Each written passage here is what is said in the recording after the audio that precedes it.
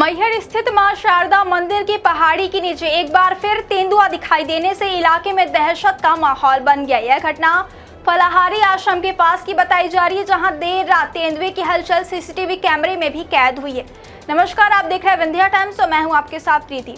आज की खबर मैहर से जुड़ी हुई है, जहां जंगली जानवर की मौजूदगी ने स्थानीय लोगों की चिंता बढ़ा दी है।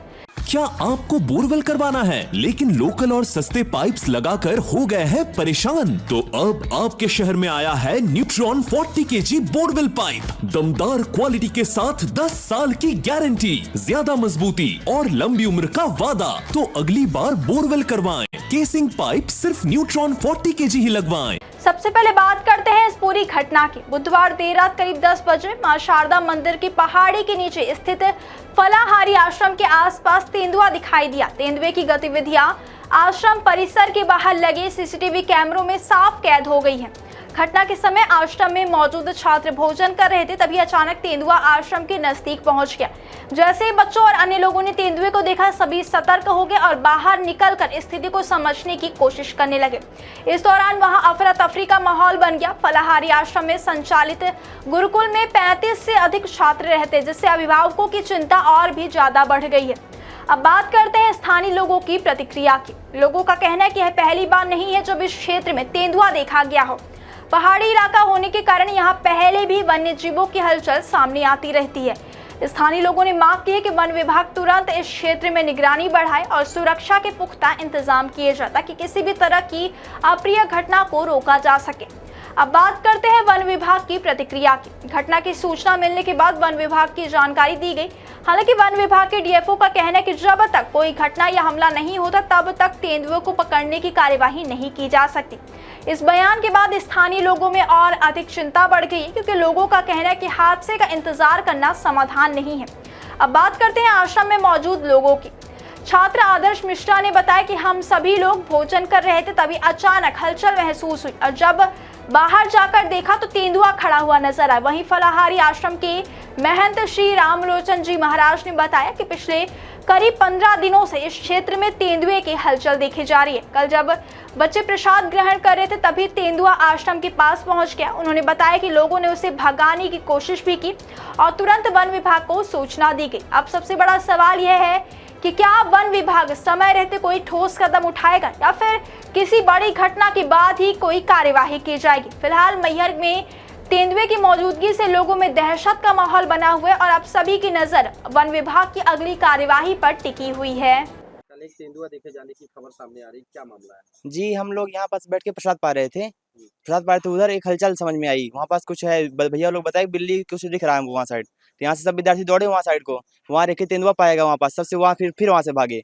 फिर नीचे से कुछ भैया लोग आए, वहाँ से चिल्ला रहे थे यहाँ से तेंदुआ दिख रहा है। तो वहाँ से कुछ लोग आए, उसको हल्ला किए। तो हल्ला करने में इतना भाग रहा था, वो घुर्रा रहा था, ना भागे तो सब यहाँ आ गए। तब से महाराज जी आ गए। तो महाराज जी ने कहा कि सब लोग साथ में जाओ, इकट्ठा रहो तो भागेगा। तो फिर महाराज जी के साथ फिर सब लोग गए, उसको दे दो। फिर वन विभाग वाले को बताएं क्या आप लोग?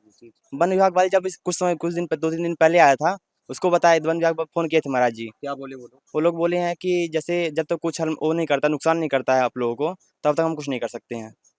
क्या नाम है आपका? मेरा नाम आदर्श मिश्रा। तो आप लोग किस प्रकार से यहाँ पे, क्या उससे डर के साए में रह रहे हैं या फिर क्या? हमारे पास डर कोई नहीं है, सब हनुमान जी का सहारा, महाराज जी का वो है। मेरा नाम आदर्श मिश्रा। अब जानकारी अब यहाँ तेंदुआ वैसे तो हमको 15 दिन से उसकी मतलब आवाज़, उसकी आहट ऐसी मिल रही थी। तो हमने बच्चों को सावधान भी किया कि बच्चों यहाँ पर जानवर आता है रात में। और आज से चौथे दिन पहले जो है यहीं पर हमारे जगशाला के पास वो बैठा था और वो बालक देखे तो अब उनकी आवाज़ें ना खुले, तो फिर हम बताए तो उसको भगाया गया। हमने कहा डरो नहीं, हम साथ में, हनुमान जी साथ में हैं दादा हमारे। वन विभाग वालों को क्या कहते तो वन विभाग वालों ने कहा कि महाराज जी, जब तक वो हमने फ़ोन लगाया था तो उन्होंने कहा कि जब तक कोई किसी प्रकार से वो वारदात नहीं करता है, किसी को जख्मी या नुकसान नहीं करता है, तब तक हमारे यहाँ जंगल विभाग में कोई ऐसा नियम नहीं है कि हम उसको भगाएं या कुछ करें, ऐसा उन्होंने कहा। बाकी कल जब आया तो बच्चे कहाँ पर थे? जब वो आया है तो कुछ बच्चे यहाँ भोजन कर रहे थे और 2 बच्चे वहाँ पर पढ़ रहे थे। तो उधर से आया, अभी आप वहाँ पर देखेंगे तो पीछे से आया है और ठीक बच्चों के पीछे 10 फीट पर पीछे खड़ा था। और हम तो गए थे चित्रकूट।